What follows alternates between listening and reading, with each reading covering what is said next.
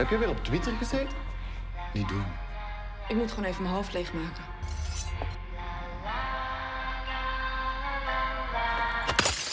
Ik heb ook wel een uitlaatklep, hoor.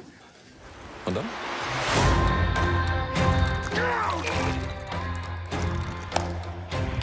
Aardig zijn. Waarom kunnen wij niet gewoon vriendelijk van mening verschillen? Op het leven. Hello everybody, my name is KirkpattieCake. I'm an author and robot, and if the intro wasn't a hint, today we're going to be talking about a movie that's kind of getting an uproar right now, specifically from the political right-wing, disaffected, what have you. But before we get started, there are a couple of things to cover. Number one, LBRY for May is open. Check it out in the description down below. Number two, like, share, comment with your thoughts on the content if you enjoy what I do on this channel. And number three, be on the lookout for Dead End Drive, the audiobook, coming to your stores near the end of this month / early May. It all depends on when it actually hits the stores at this point. But also, it's satire, which has something to do with what we're talking about today. So let's get into the topic then. I've recently been seeing this movie pop up on social media, and at first I was just going to ignore it because there were a bunch of people complaining about it, making weird comments, but then from all of the bad takes, I just couldn't ignore it anymore. Why? Well, as a satirist, I kind of feel the need to jump into this whole discussion because of how many people are taking a piece of satire seriously or taking the plotline of this movie to mean something that it probably actually isn't. Now, maybe I'm wrong. Maybe it is entirely what all of the people being critical of it are saying. But satire is quickly becoming a forgotten art or a forgotten language unless you're something as blatant as The Onion or the Babylon Bee. But there's also a lot less obvious satire that's not political satire. Satire that's written into fiction, like Alice in Wonderland, American Psycho, A Clockwork Orange, Fahrenheit 451, Dr. Strangelove, Infinite Jest, Pride and Prejudice, The Importance of Being Earnest, and of course, the newest book to be added to the list, my novel Dead End Drive. Get it today.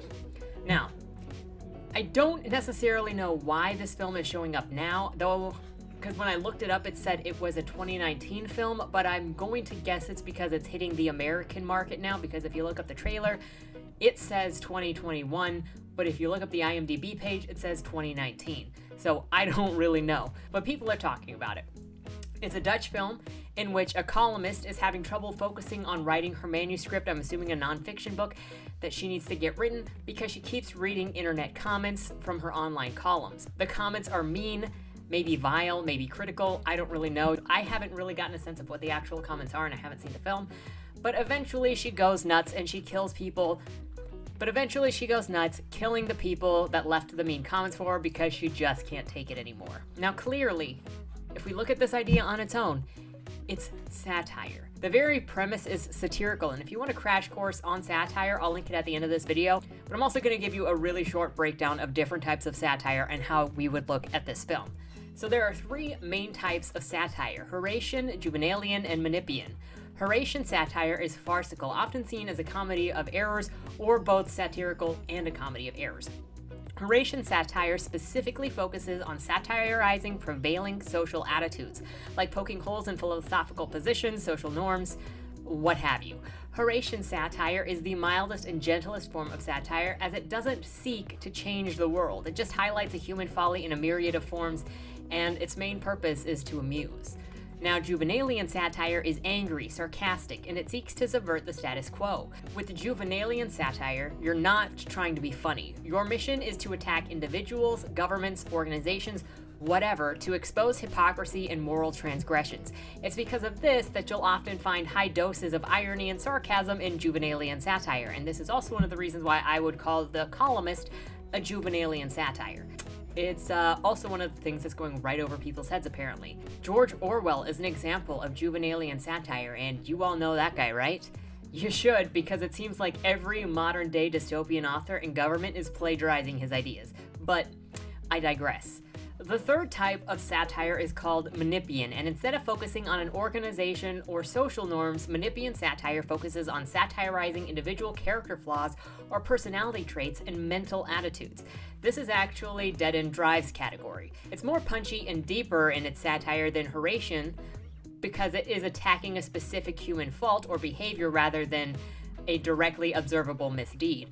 Manipian satire can be morally judgmental like Juvenalian satire, but it's much lighter and closer aligned with the amusement of Horatian satire and not necessarily pushing for change. It's making fun of the absurdity without casting a judgment over whatever mental drawback or personality foible is being lampooned. Regardless of what type of satire a story falls under, satire is unified by a couple of things: irony, sarcasm, humor, ridicule, comic juxtaposition, expectation reversals, understatement and domination, inflation, grotesqueness, and incongruity. Some of these elements make it seem very obvious why satire and horror would be bedfellows, or friends, or at least constantly crossing paths, right? So what does this have to do with this 2019 or 2021 movie, The Columnist, that's now circling around? Because the satirical nature of it seems to be going over a lot of people's heads, specifically the people who have been saying, hey look, we're the fun guys, come and write cool stuff on our side, we like fiction, we like laughing, we like freedom. If you've been around me for very long, you may have noticed that I don't really like to be political. I know this might seem surprising to some, but I don't actually like being political. I like to tell stories. I like to talk about experiences. I like to create, and I like to explore what is absurdity in the human existence. I mean, are we serious that some humans before us dug up corpses to sell to universities as, test corpses for doctoral students so that they could get some beer money? Yes, that did happen in real life. Burke and Hare, my friends, Burke and Hare. It's so ridiculous what it looks like to me, and feel free to tell me if I'm wrong down in the comments below, but I've seen people earnestly saying that this film is like a terrorist threat. Because why? It's a journalist who goes around killing mean commenters on the internet. The most obvious is when you're scrolling through the trailer comments and you see people literally quoting some of the irony in the trailer, like, sure no, can't we all just have different opinions and be nice? Journo later murders a lot of people for different opinions online. Yes. Irony. Oh, sweet, sweet irony. This is said in the comments like the writers of the story didn't entirely do it on purpose. Kind of like how in my book you've got everyone gathered to murder everyone else for a bit of money, and one of the characters gets irritated later on when he learns that somebody's broken the house rules because, everybody is down for just some mischievous, playful games of murder so long as we're all playing by the same rules, right? You just can't bring a gun to a no-gun zone. What? Look, murder is a free-for-all, just as long as you don't bring a gun. That's the only rule. Like, doesn't anybody have any decency anymore when they're killing their neighbor? I mean, holy shite, this is frustrating. Maybe I particularly feel this being a satire author myself and having had people read my works of exaggeration and irony and what have you, and they associate some of those characters or personalities that I'm lampooning and somehow say that is my honest-to-God opinion about people. Exaggeration, ridiculousness, grotesqueness, over the top, incongruity. Those are all parts of satire, and they do not mean that the author aligns with whatever these characters are doing. In fact, usually the thing that's being lampooned is because the author thinks that this is a ridiculous behavior. Making the absurd look normal and the normal absurd, this is all how satire works. I'm not saying anyone has to like this movie, but the outrage from the people that call themselves right-wing or alternative and kind of like do these little fingers to say, hey, come join us, we are the fun ones. Maybe they're not crying, but you're filling comments with sarcasm while quoting irony, thinking that you're smarter than everyone else.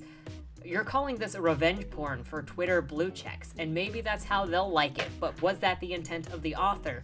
And do you understand that it's probably not?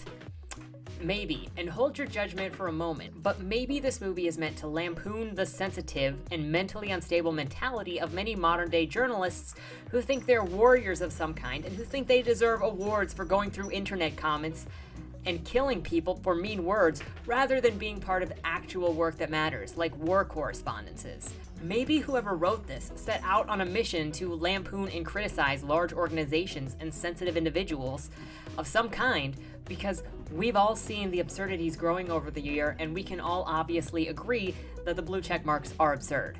Like, that's partially what all of your comments are about, the absurdity of the blue check marks. This is taking what we all already agree on and pulling it to an extreme, because that's what satire does. And maybe it's not the movie that's the problem, but the coverage from people who can't put down their political glasses for 2 seconds. So the journalists see this as a hero or justified story where you got your high points on Rotten Tomato, where the alternatives see this as a jack-off film for journos. Also important to note that apparently you can still believe the journos on Rotten Tomato when they give a low score, but you can't believe them when they give it a high score. That's also political. We need to stop all of this politicization. I mean, seriously, can we just build communities and actually just talk to each other about art and whatever? I get there's other things going on, but we're never going to do anything if everything is always political, even just opinions or whatever, and everything is an attack on somebody. Can we just stop this for 2 seconds and look at pieces for what they are? Can you tell I'm frustrated? So, hot take maybe, but I don't think it's either.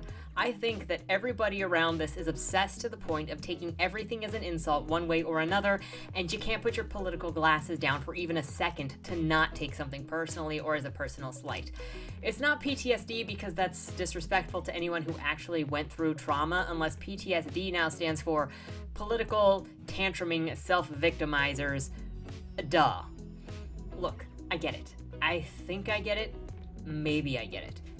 Alternative people want to fight the establishment and journos at every chance. I understand they're mean. And look, the journos and establishment people live in ivory towers and hate the plebs.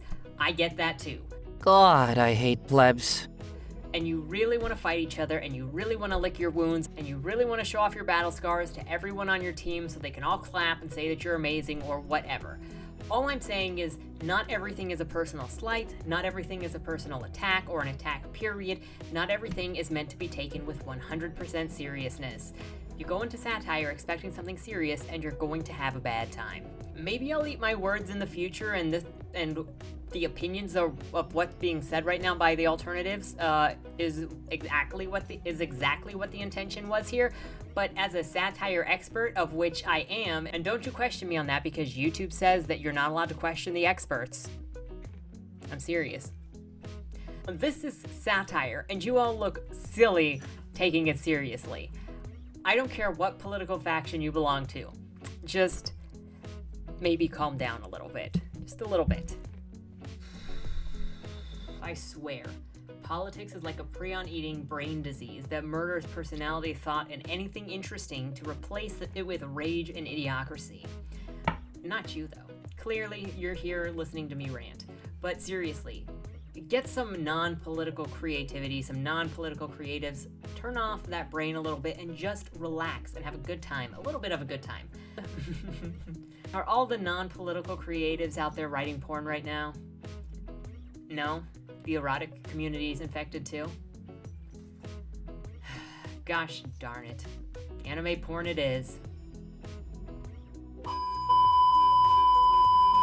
But with that said, I'm just a robot and that's my opinion.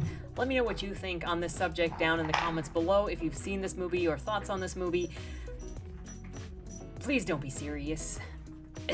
I could use a little more people that just can put some space between their political leanings and their creativity. I don't know.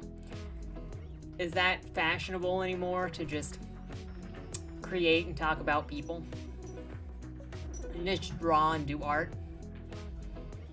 That's the path I'm going down. Maybe I'll see you on the other side. Anyway, thank you so much for watching, and have a good weekend. Don't die. Dear Madam Astra, that's me. We regret to inform you that on August 1st, your employer, Agatha Jane Benedict, owner of the Benedict estate, peacefully passed away in her sleep. Oh, that's so sad.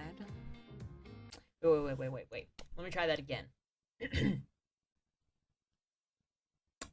Oh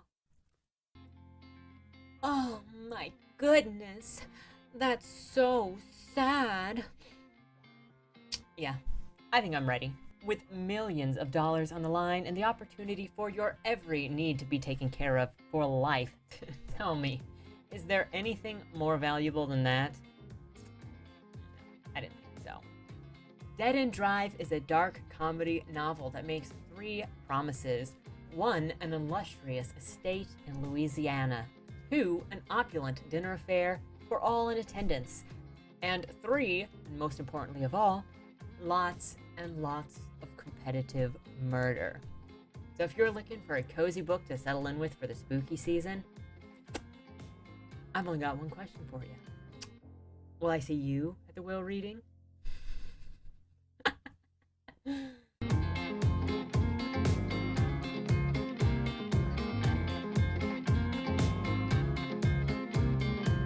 Only losers lose!